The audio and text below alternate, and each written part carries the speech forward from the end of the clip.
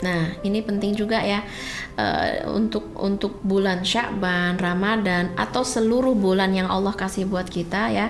Aku akan menyambut setiap kesulitan dan kegembiraan dengan keyakinan bahwa Allah merencanakan dan menetapkan untuk waktu yang spesifik gitu ya.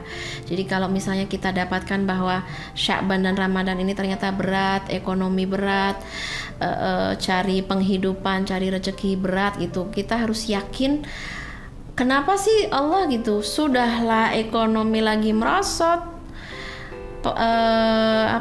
penjualan lagi turun, kita disuruh puasa yang akhirnya customer kan nggak makan ya. Artinya yang biasa misalnya yang dagang makanan gitu kan, kenapa ya Allah gitu, kenapa harus ada bulan Ramadan gitu, jadi penghasilan aku turun bla bla bla gitu. Ketahuilah bahwa susah senang sudah diatur sama Allah, dan ini hanya bersifat sementara aja gitu, nggak seluruh bulan kita itu disuruh berpuasa gitu. Ada waktunya kita berpuasa, ada waktunya kita rehat, ada waktunya kita on fire, ada waktunya kita ngecas, ada waktunya kita healing gitu. Jadi intinya kita tidak mencela ya, karena setiap siklus ibadah yang sudah Allah desain ini untuk kebaikan pertumbuhan iman dan pertumbuhan jiwa kita. Dan bahkan ini saya akan menyambut setiap kesulitan dengan kegembiraan, dan saya akan berjalan hari ini dengan iman. Ini penting ya, setiap hari. Kayak kalau perlu dicatat ya, hari ini saya akan berjalan dengan iman. Karena nanti ya di bulan Ramadan itu Allahumma balighna Ramadan gitu. Allahumma ahilna bil amni wal iman. Ahilna bil amni wal iman itu artinya izinkan kami memasuki Ramadan dalam aman dan iman, dalam kondisi aman, rasa tercukupi dan iman. Nah ini kalau nggak kita latih dari sekarang, iman itu apa? Kita bertanya-tanya gitu. Rasanya iman itu seperti apa? Bagaimana mengundang iman? Bagaimana mempertahankan iman? Itu kan harus ada disiplin mindset yang kita lakukan setiap hari. Makanya di sini aku kayak ngasih mantra. Salah satu mantra yang diajarkan Rasul kan amantu billah gitu ya, atau yang di dalam Al-Quran amanar rasulu bima unzila ilaihi mir rabbihi wal mu'minun, itu juga bisa kita jadiin mantra.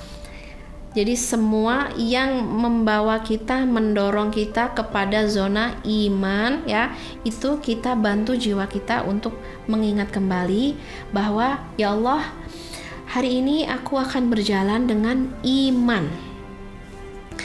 Oke, dalam rencana Tuhan yang baik dan sempurna, mengetahui pemahaman kami terbatas, sedangkan Tuhan tiada batas. Itu arti iman.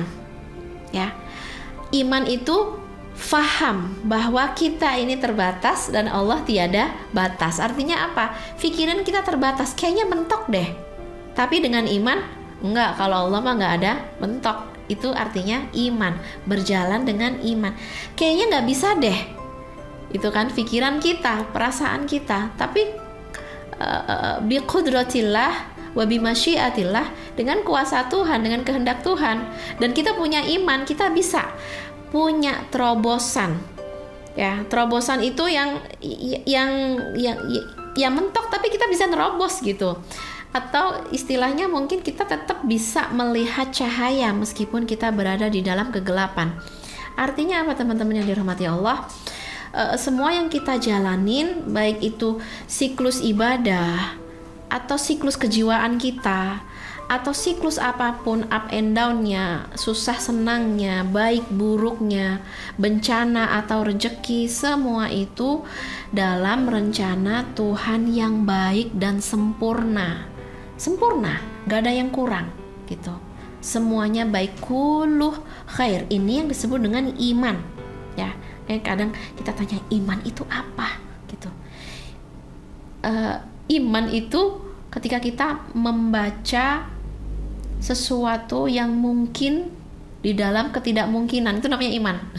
Sesuatu yang mustahil tapi kita tetap bisa melakukan penerawangan atau mencari jalan keluar jalan-jalan keluar yang baik, itu adalah iman ya.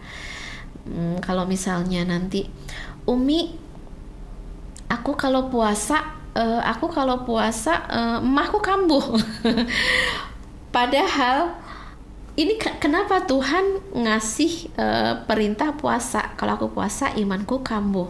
Nah, mari kita bicara tentang iman. Kata Tuhan kita disuruh puasa gitu. Makanya kita harus kepoin science of fasting gitu.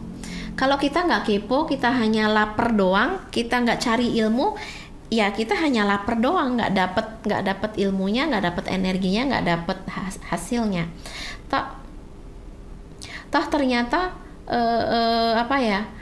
ilmu tentang berpuasa itu luar biasa gitu. Jadi ketika kita berpuasa, semua jenis penyakit itu bisa dipulihkan semuanya.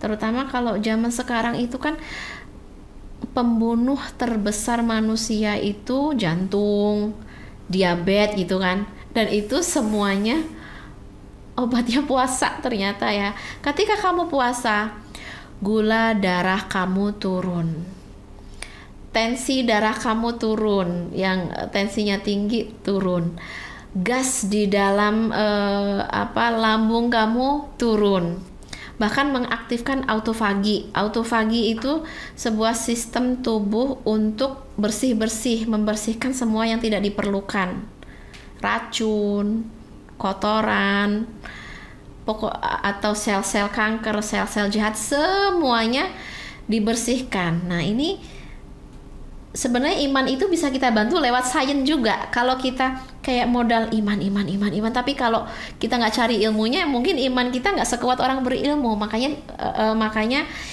ilmu dan iman ini sejajar ya, nggak boleh ditinggalkan salah satunya ya. Jadi kita melakukan sebuah ibadah itu harus pakai iman. Biar kualitas imannya meningkat, kita tambahin dengan ilmu. Sains tentang berpuasa, sains tentang sedekah, sains tentang tahajud, sains tentang apapun itu harus kita pelajari supaya nanti di bulan Ramadan kita udah nggak bermasalah lagi dengan berbagai masalah yang muncul gitu. Aku kalau puasa pusing, aku mending sedekah 100 juta daripada disuruh puasa. Itu ada yang ngomong kayak gitu. Boleh nggak sih aku nggak puasa tapi aku sedekah aja? Ternyata nggak bisa gitu.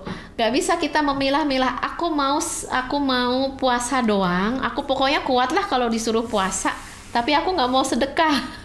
Nggak bisa seperti itu. Kita harus melatih, karena setiap ibadah itu ada ada kekuatan healingnya untuk jiwa dan raga kita, baik itu sedekah, berpuasa, ataupun aktivitas atau berdoa, itu semuanya unsur healing yang harus kita lakukan, yang nggak boleh dipilih. Aku mau ini, aku nggak mau ini, itu nggak bisa ya. Oke.